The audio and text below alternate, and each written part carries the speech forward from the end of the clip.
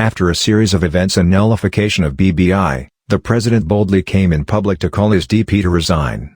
I'm glad how you started, Mutuma, because it is correct, and I'm glad you still recognize the fact that the handshake did bring a level of tranquility into this republic after the 2017 elections. And it's unfortunate that we have such short memories, because if many of you would try and look back at that particular time, I think you can remember the tension that was in the country, the violence that was occasioned in some parts of the country, and the fact that we were in a very uncomfortable situation as a country between the election, both elections, and actually all the way through till January. And it was upon seeing a possibility of another crisis erupting similar to the one that we saw in 2007 that I decided that this country doesn't deserve that. And I thought, and I took it upon myself to reach out to those who were opposing the election and led by the Honorable Raila Odinga, and I said, we need to engage, because at the end of the day, we are both citizens of this republic. Whatever our personal feelings or views or those of our supporters may be, we have a responsibility as leaders to ensure that this country does not find itself in a similar situation.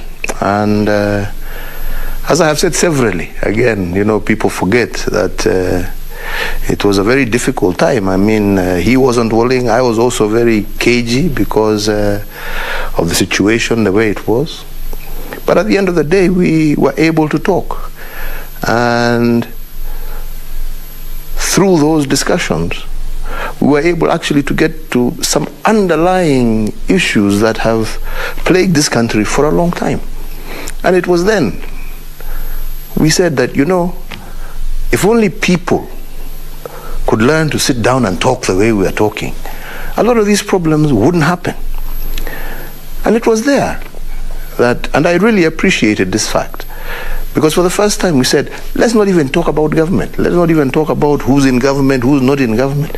Let us talk about these underlying factors. Let us actually come together and say, how can we deal with these issues to ensure that going forward, Kenya will never find itself ever again in this kind of a situation. And we started discussing those underlying factors. And that is what led to what we called our 9-point issues that we ourselves thought that led to the handshake. And that led to say, we will work together on these fundamental issues that we share as Kenyans, as two Kenyan leaders. And we decided then, let us expand this. Because, after all, there are also other leaders. And that's why we also brought others on board, including some of those, unfortunately, who, for short-term political reasons, are opposed to this particular process, were brought on board. And we said, let us discuss these issues. Why do we consistently have this issue? And one of the issues we figured out that is still very pertinent even to me was the fact that people feel that if one side wins, another side loses. So we felt we've got to come up with a situation where nobody loses. And what does that mean? It means two primary issues: equity and inclusivity. And how can we handle these? But we also said, let us go out also into the country and hear. There are probably other issues. Young people was another issue, because there is growing frustration also about, in and amongst our young people. How do we also bring them on board, cater for their... Let's get their opinions. Let's hear what they have to say. And that actually was the foundation of what today we call BBI. A process that was meant to be inclusive, that was inclusive. I've actually never seen a more inclusive process, save for the process, again led by Raila Odinga and the Honorable Mwai Kibaki, former president, that led to the Constitution of 2021. That sought to put all these issues across, and then said, if we rectified these issues, we would then be in a position to say, okay, let's go for an election and have the best of hope that what we have seen in the past, starting all the way from when we started multi-party politics and the violence that we see in elections, the divisions that we see in the country, the ethnic animosity that we see in the country, that if we started dealing with some of these issues, maybe some of this thing would dissipate. That was what BBI was supposed to represent. And it is most unfortunate, like I keep saying, that people have forgotten why we were looking at this, and for short-term political gain have decided to deny Kenyans of what is legitimately in their interest. Because let me ask, one of the things that we used to talk about and we used to say, when you have a situation, if you go into our informal settlements and you go into a lot of these other areas, why do you have such tension? Why do you have such poverty? Then you get and you find out, because it is both about representation, but it is also about resources. Because when we introduced CDF, we also touched to the constituency. So when you have an honorable member of parliament receiving 100 million shillings and another one receiving 100 million shillings, one is distributing 100 million shillings to 50,000 people. Another is distributing 100 million shillings to 1 million people. Is that equity? Is that child in Mathare or Kibera, will he ever have an opportunity ever of going to university if the highest bursary he can ever receive is 5,000 shillings? And we said, if we don't deal with some of these issues, people will consistently feel pent up. And that is why we said, let us actually focus ourselves on this. Let us do it. It was not about who was going to be president, who was not going to be president. How many times have I told you people, I am very grateful to the Almighty God and the people of Kenya for the opportunity they've given me. I am more than happy to serve out my term and finish my program. But I also believe that this is part of my agenda, to be able to bring people together and to be able to ensure that we have a peaceful, stable, united country. And that is why I was very keen on this. Unfortunately, the courts have ruled the way they have ruled, and I believe that they have been highly misguided in that process. Unfortunately, we have had politicians, like I'm saying, for short-term political gains, who have deviated from why we wanted the BBI to it being an issue of competition. And I don't know why, because all of these people, I mean, I was hearing some people say, this BBI is to propel Raila Odinga. Raila Odinga declared his presidency with or without BBI, and he's still on the ticket. BBI has nothing to do with his candidacy. BBI has nothing to do with Uhuru wanting to continue, because there is no clause in BBI that says that the incumbent president is going to continue for another 10 years. There is no clause. This is all propaganda and hype that is built around to poison the people's minds and to deviate them from looking at the real facts. Because at the end of the day, who are the people who suffer when we have these political problems? It is not the elite. It is the masses. Who are the people who are denied resources when we don't deal with these issues of inequity? It is the people, not the elite. But somehow now, you will now want to blame poverty on that class as opposed to that class. Instead of dealing with the fundamental root cause of the problem, which is providing resources, giving opportunities to every Kenyan equally and fairly, you want to now make it an us versus them, because it's an easy campaign platform, right? To propel an individual to victory as opposed to dealing with the underlying problem facing a nation. So, ladies and gentlemen, all I can say is it is unfortunate. I am a person who has always respected the rule of law. I always told you, and even when they said, Uko, that we are going to take, I said, when I was vying for my very first time, that regardless of whether I'm chosen by or elected or not elected, I will still obey the International Criminal Court. I don't speak what I don't mean. You have seen, I proved myself. I was elected, and I still appeared, because I believe in the rule of law. When they went out and they said my election was null and void, I accepted, moved on, And even this one, I will accept and move on. I don't agree with it because I believe we have denied Kenyans their resources. We have denied Kenyans equity. We have denied funds to go mashinani through the ward fund, which to me is actually a much more equitable way of ensuring mtoto wa mashinani ameweza kupata elimu ya university kuliko CDF. All right? So this is what Kenyans have lost. I, Uhuru, have not lost anything. Just the feeling of sadness that we could actually, for political reasons, deny our own people something that would have not only improved their lives and livelihoods, but made Kenya that much more a cohesive society. So in terms of where do we go from here? Well, I'm not the only proponent of these changes. I will not give up. I always believe that one must fight for those things that he believes in, whether in office or out of office. I will continue to fight and advocate for those things that I believe in. And I believe strongly that as a country, we need to be fair.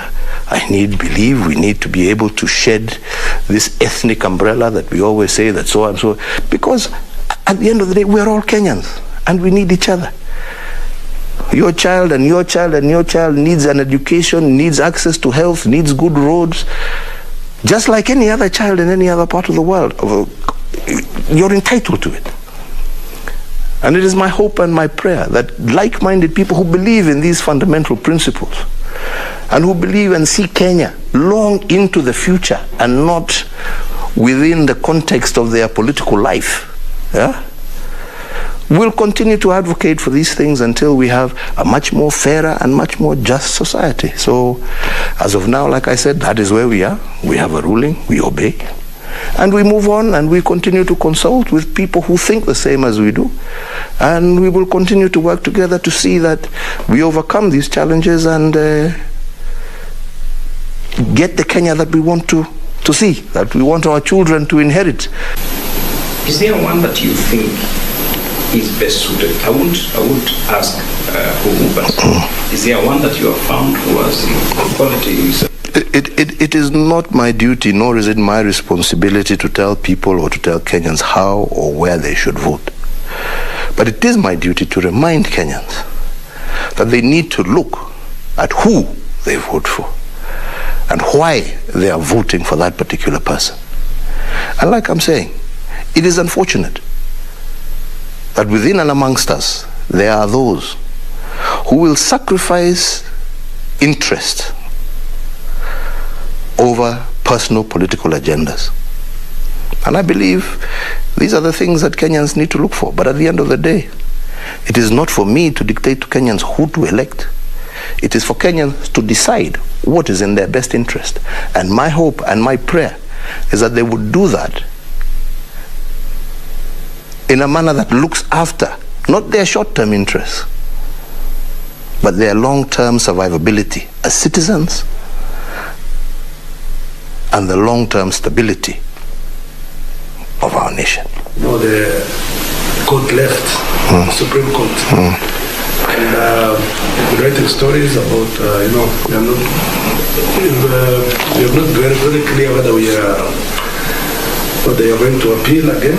You know, for me, like I said, the biggest disappointment is what Kenyans have lost and what our courts have denied them. I must make it clear, I do not agree with their ruling. You know, when they sit and they say that the IEBC is illegally constituted, the same IEBC that swore in the same court and the same judges. When they say IEBC was not properly constituted, the same IEBC that has conducted 27 by-elections, and we have not heard anybody say that there is a problem with those elections. You know, I have a lot of problems with it. But equally at the same time, like I'm saying, it is not my baby alone. This is the people's baby. And it is the people themselves who will decide. And there are others, like I said, like-minded, and we will continue to consult. But I personally have no interest in continuing an unnecessary court battle, because like I said, it is not about this thing being done when I'm president or when I'm not president, but it is the question of whether the principle and the issues that we're talking about are just and right. And if they are, they will happen now, and if they don't happen now, they will happen tomorrow. And we will continue to advocate and to fight for those things, because we believe in them. And we believe it is what this country needs, right? And that is why, and I repeat again, I will continue to also work with like-minded leaders to say, how are we going to ensure that this which we were trying to put together doesn't get lost? And we will find the best way forward, be it now, be it tomorrow, be it wherever. The point are the issues just? Are they right? And if they are, then as well-meaning individuals, we must continue to fight for them, however long they take, because that is what is going to be required to get the country that we all are desirous to see. A peaceful, stable, secure, prosperous nation that is inclusive. We're having a very, very interesting scenario in the relationship with the deputy. And there is, the whole agitation around it. There are people who think that probably it's not right to criticize the government the same way, they're still in the office. But what takes it further is the fact that you're still in office and you're making this, maybe throwing tantrum and stuff from a government facility, from a government position, enjoying all the perks, but criticizing and being very critical on all these other things that come from a government which you're part of. Would you think, or it would be a good idea probably to, I know it's not probably part of the agenda, but it would be nice for you if probably this person stepped out and then they can probably... Let me frame it this way. In any decent, civilized society where people disagree, yeah, all right? The honorable thing that leaders do is to say, I disagree with the policies of this government, and therefore I wish to disassociate myself from them, and you tender your resignation. I wish this is what people would also do, you know? Because as they say, you can't live in a glass house and also throw stones. You're in the same house and you're also throwing stones to demolish it, right? Okay? I have tried as much as possible to make sure that everything that we do, I keep everybody also within government involved, and even some of those people who are criticizing have been part and parcel, yeah? And this is why I'm saying it's very unfortunate, yeah? But like I want to reiterate, I have an agenda that I was elected on, and that work must continue. And it would be really the honorable thing that if you are not happy with it, that you would actually, step aside and allow those who want to move on, and then take your agenda to the people, which is what happens in any normal, democracy, because you can't have your cake and eat it, yeah? You can't on the one hand say I'm not going, and because at the same time I don't agree. You've got to decide, because you must be principled in that endeavor. Yeah? That's what happens in a democracy, so that you don't confuse people. On the one hand, you want to sing the praises of a government that you are saying that yes, this is we have done, and you want to ride on them. But yet, on the other side of your mouth, you're talking another language. So I don't want to say much, but like I'm saying, I will not be deviated from the agenda I have set on course. BBI was just one of them. We still have also the big four, which we have been consistently following, and we will continue with the agenda as we have it. That will continue, and really, like I said,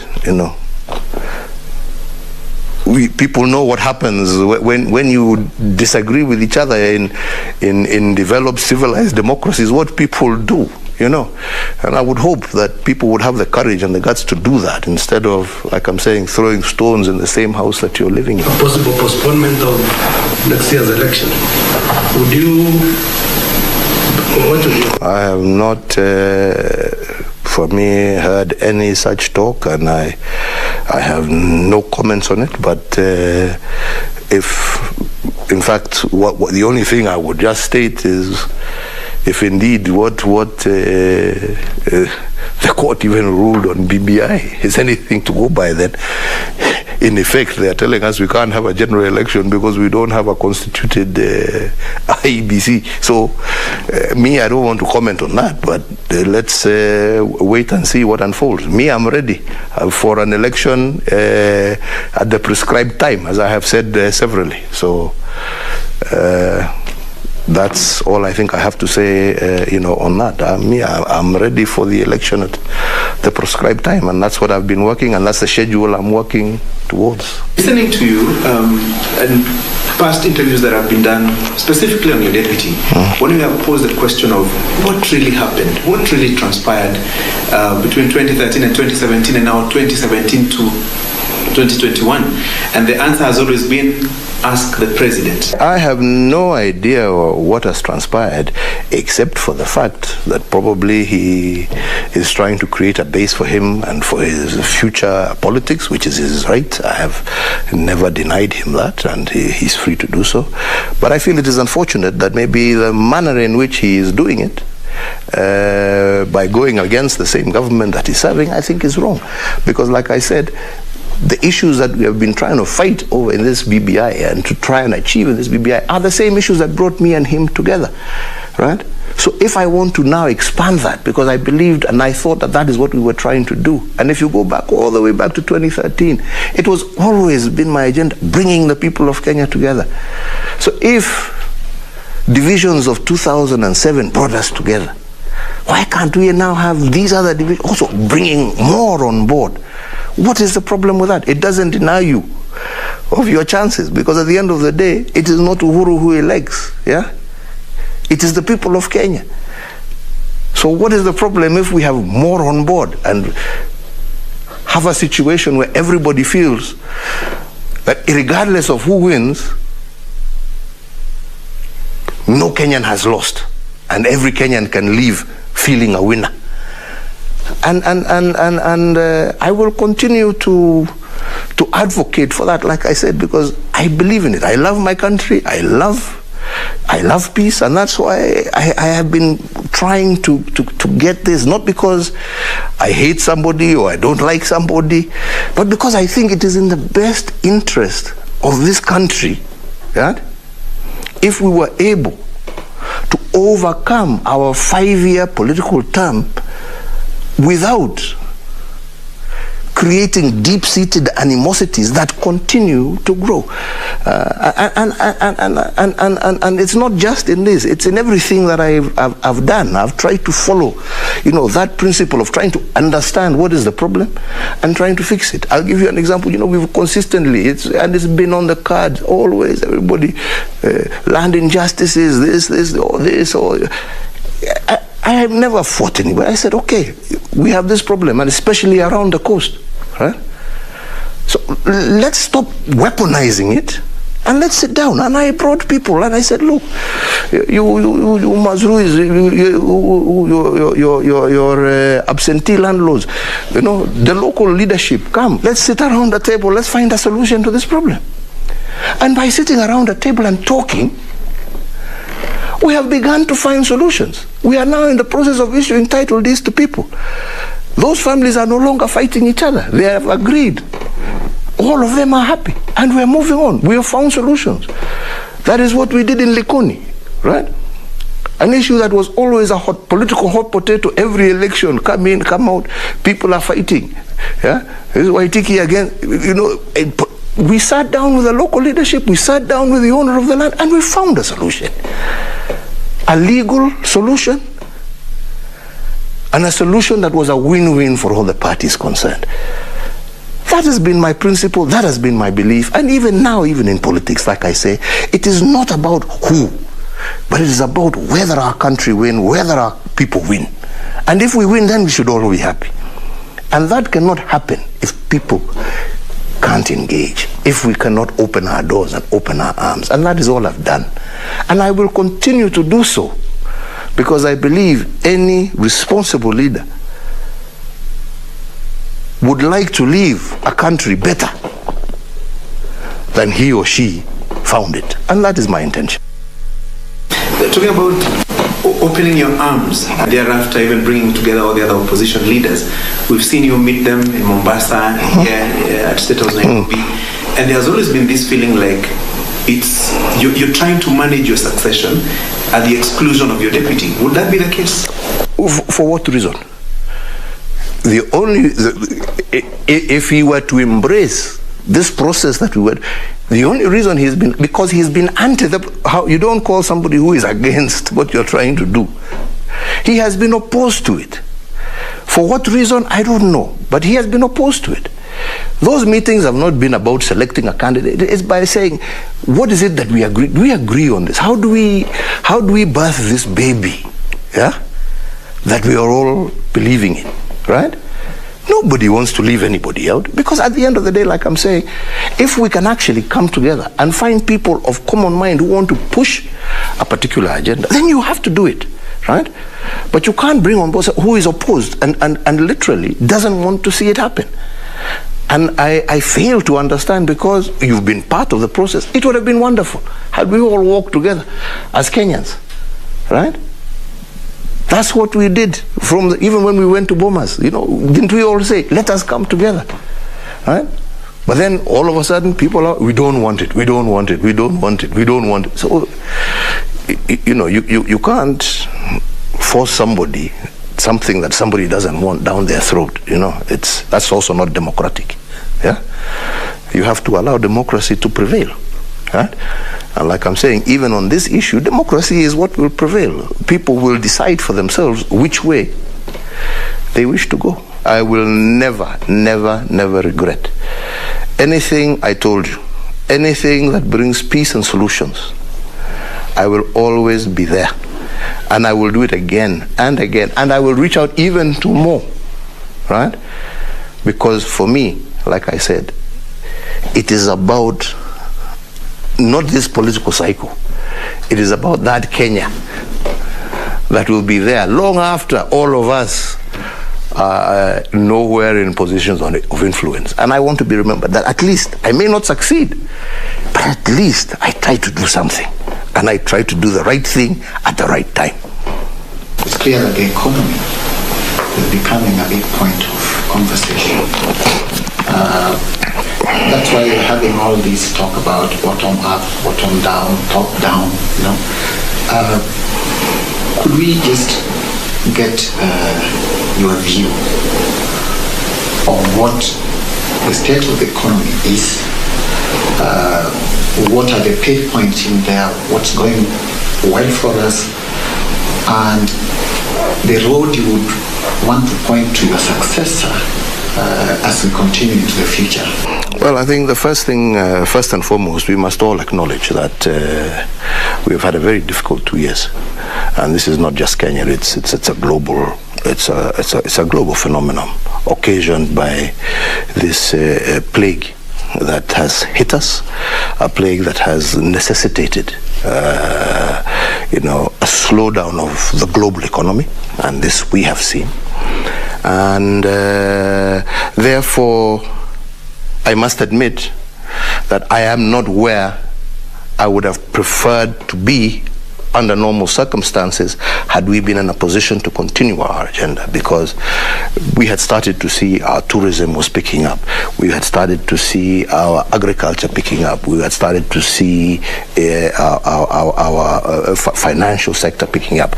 We were putting in a lot of money into all these small and medium enterprises with a view, of trying to see how we can ensure that they become proper job creators and stable what you call the jua kali sector, the informal sector. We were working to see how to formalize it. In fact, some of the issues even in BBI itself were trying to address themselves to some of those issues. You know, how to give our young people, you know, interest-free loans, right, and guaranteeing them both in law and constitution, so that they can begin their startups and their small businesses. This was the direction that we headed in. Unfortunately, like I said, COVID has hit us, but we are still trying to keep our eye on the ball. And that's why we have come up with some of these interventions, like Kazi Mtaani, amongst others. These are interventions that we brought on board, right, to help cushion our people from the effects of COVID. But ultimately, it is the long-term programs. It is getting the road infrastructure so that, you know, a honey farmer in Kitui can bring his product to market. You know, this issue of inaccessibility. This is the whole agenda against electrifying our country, right? You know, when I took over, only 32% of Kenyans had power. Today, as we speak, 78% of Kenyans have power. Getting power to the people, right? To ensure that people are able to do their cottage industries, to make sure that they're able to do their juakali businesses in their respective areas. This is creating opportunity at the grassroots level. This is why we're very keen to see even more resources going down to the grassroots level and less being controlled from the central government. Because the more resources you're able to push out into our counties, the more opportunities you're also creating, because those tenders, those contracts are not just consigned here in the capital, but they are also everywhere, you know, across our country. So our infrastructure agenda, our program of now, what you're seeing us going into our informal settlements, doing the roads, doing the power, doing the sewer lines, you should go and see for yourself. Changing their lives and creating opportunities instead of them being dens of despair. We are trying to make them places of hope.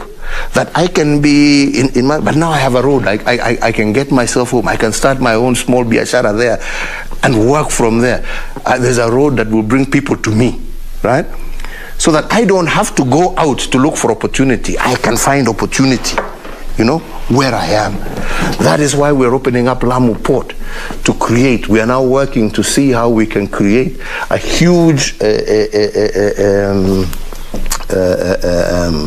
a special economic zone, and we have a number of countries already highly interested in coming now to set up factories in Lamu, just as they are equally interested in setting up in Naivasha, where we have now brought the railway. And you will start to see some of these things. They're not going to happen overnight, but especially now with this lockdown, it has slowed us down.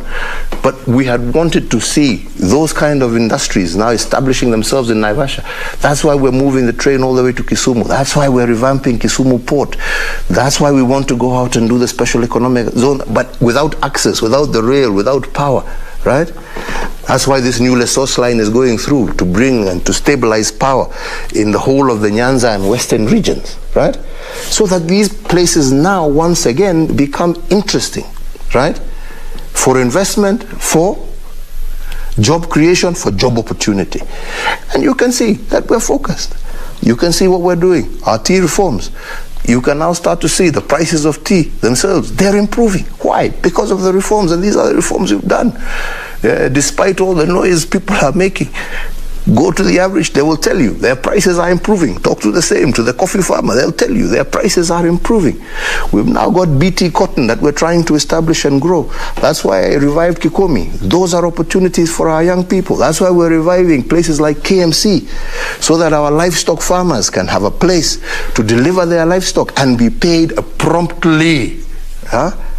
And with decent prices instead of going through middlemen. That is why we are continuing to see how we're going to revive even Mountex, because we want to have that whole area, region of that Meru through to Tharaka, Kieni, that whole side is huge cotton potential. We want to open it up. We want that plant there. We We've got now companies now wanting now, so long as we're now doing the backward linkages with the farmer, who want to come up and re-establish the ginneries. So we're not just going to be importing materials and stitching, but we will be growing the cotton, ginning the cotton, making the material, and ultimately making the clothing that we see on the shelves in supermarkets, all that. These are all creating opportunities for a new Kenya, right? That is what we're doing out there in Konza. Go and see what is happening at Konza. We are creating that infrastructure to create our silicon, or as we are calling it, our silicon savannah, right? Again, to create a place where our minds, our high-tech kids who understand this business have a place to be able to outreach and be able to take advantage with all the necessary infrastructure around them.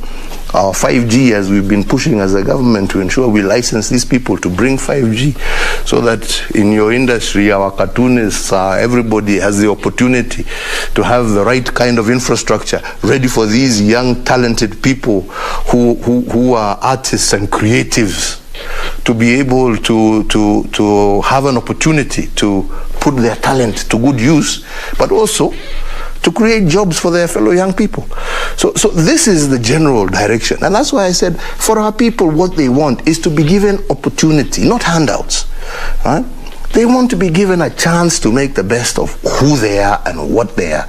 And that you can only do by creating the infrastructure, by creating the tools that are necessary, right, to enable them to get those jobs. Not through promising handouts, or you get this and you get nothing comes from nothing. But at the same time, we cannot expect our young people to be able to be the best they can be without creating that infrastructure that is going to be supportive to enable them to actually achieve that which they wish to achieve. Me, I'm not a person who believes in anxiety, because these things don't happen. These things, they don't happen at the snap of your fingers. They take work.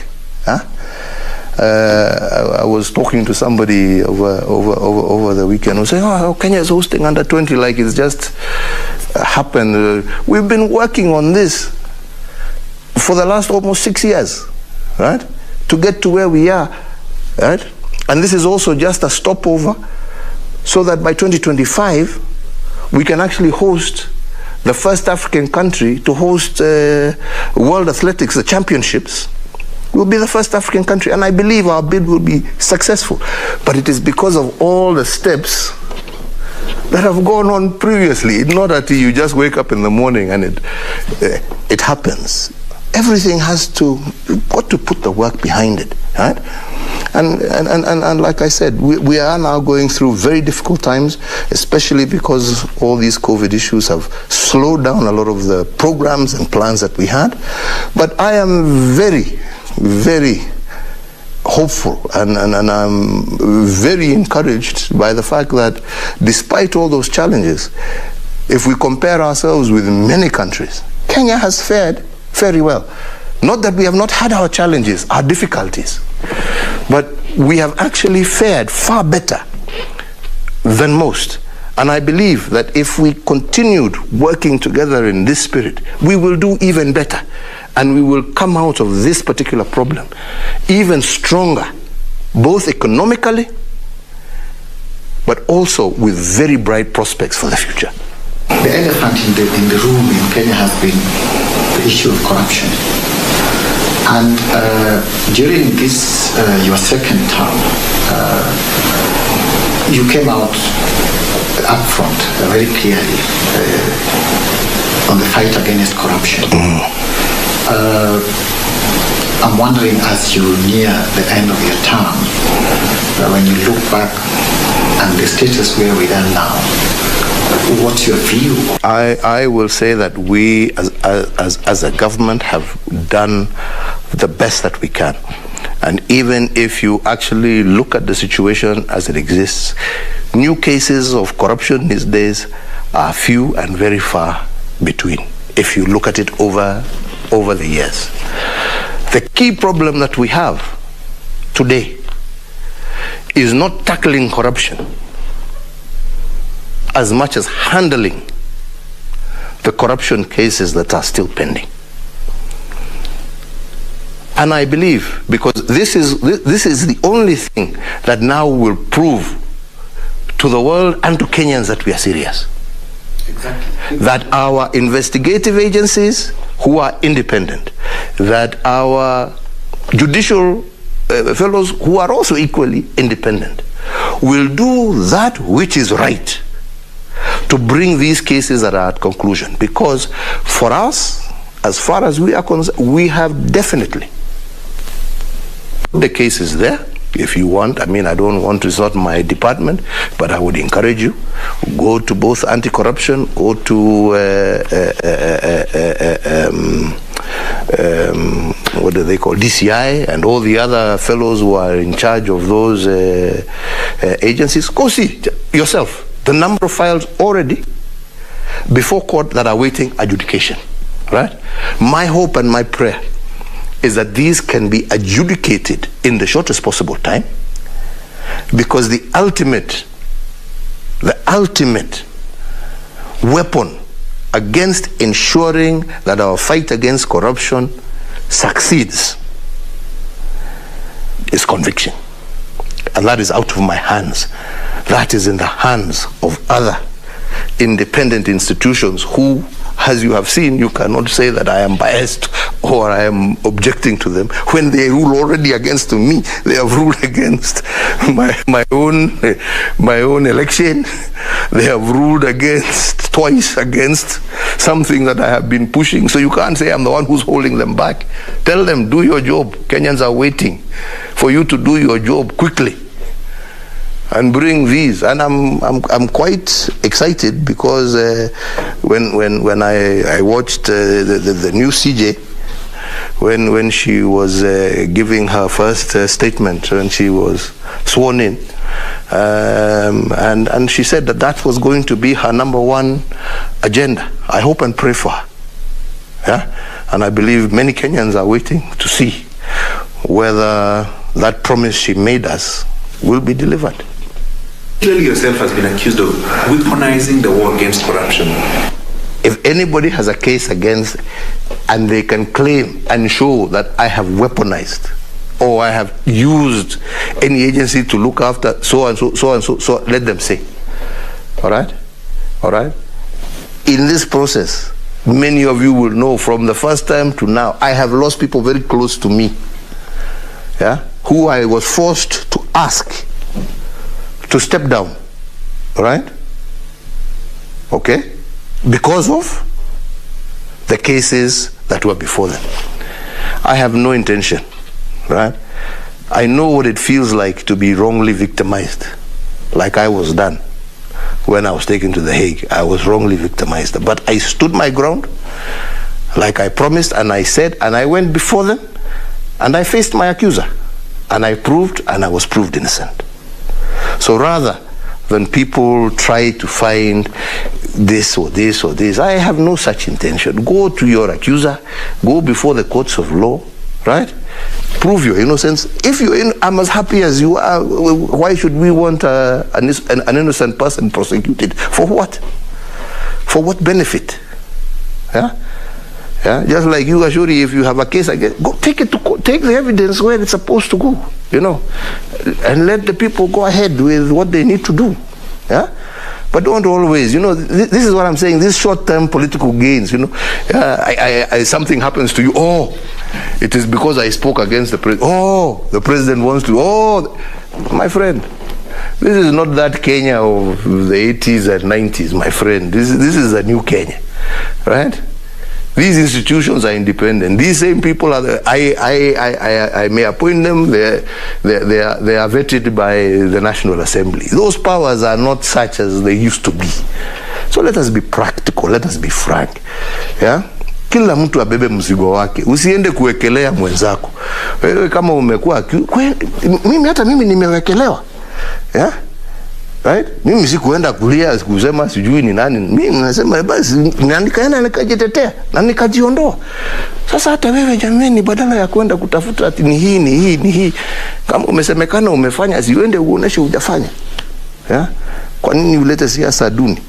The balance that your government is making in managing this pandemic is that the economy, lives versus the economy and livelihoods. I will never, just as in the scenario that we were talking about, the country as a whole, when we were talking about political violence and all of those things, I have seen, and I will never do anything that, in my view, will jeopardize the life of a Kenyan.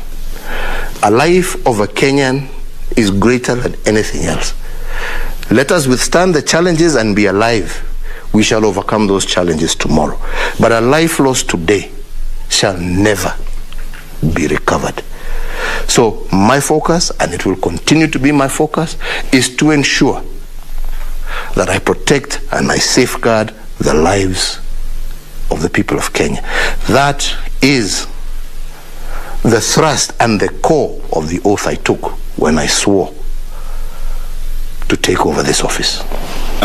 Because COVID is a very serious problem. See what has happened in other places in India, like the US and all that. So far, I think we have gotten off rather lightly for whatever reason, maybe constitution, maybe we are a lot healthier than we expected.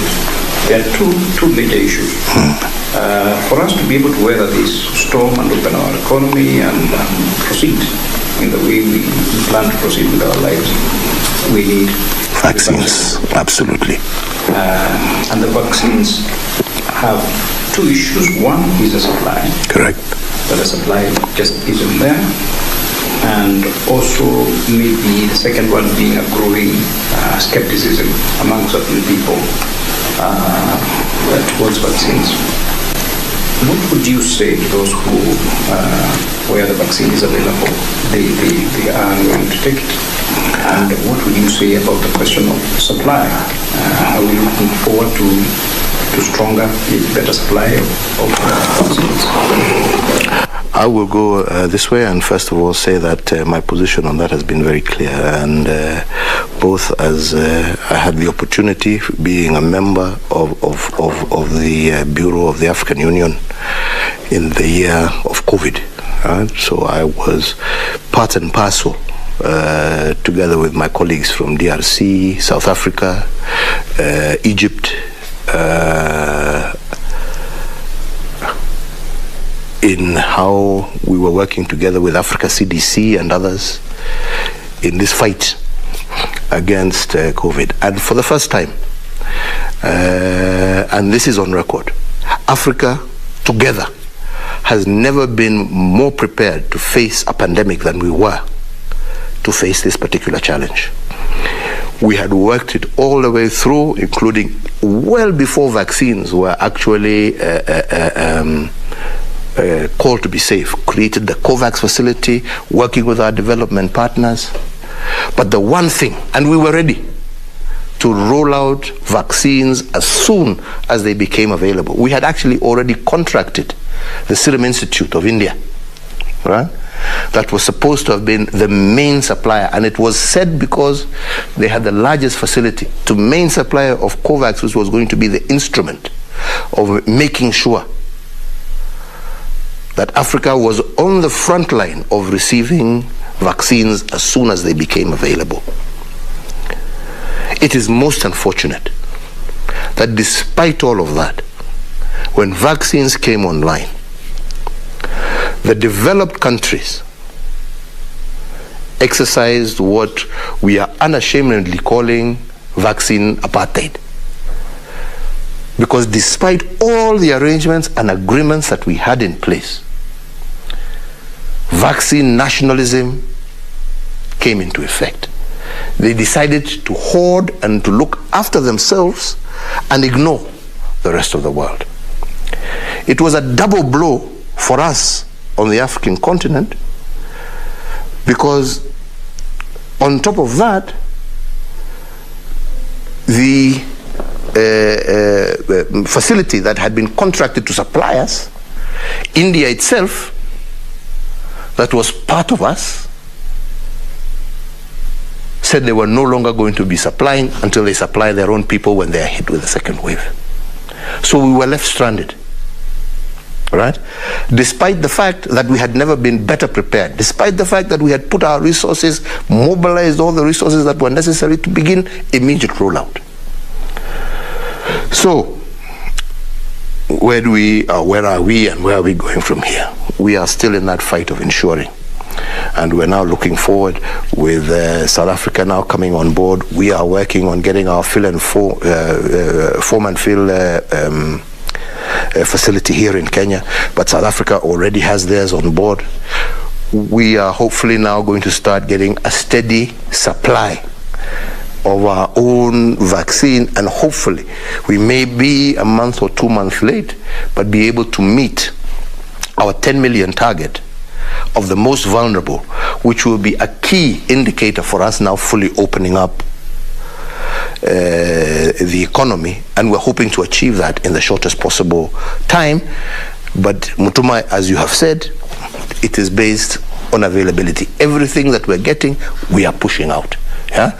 And we have said vaccine is going to be free because we want to ensure that there is no element or capacity of people taking advantage of this shortfall, yeah, for making deals here and there. Vaccines will be made available to all our citizens across board freely. I think the second point that you raised, Mutuma, is about those who are hesitant. We are not going to force anybody. It will be your decision whether you want to take or not. But I truly would encourage, especially those who are in that most vulnerable bracket, those 50 or even 45 and above, those with comorbidities, that it is essential that you be vaccinated. And I will appeal to all those. I think we have now enough research done, yeah, that has actually proved that these vaccines are actually helping as opposed to harming, right? And therefore, I really call upon my fellow Kenyans, as the vaccines become available, and I reiterate again, especially for that more vulnerable group, it is important, yeah, that we trust the science and we get vaccinated, because available evidence is showing that those who are vaccinated are resisting and are surviving better, especially within that bracket, than those who remain unvaccinated. And you can even see that in some of these countries that are hoarding, instead of, they're already even talking about vaccinating children and others. Right? This is so. Like I'm saying, we will not force anybody, Mutoma, right? But we will continue to encourage all to be vaccinated as the best protection that an individual can have to prevent yourselves from contracting a COVID.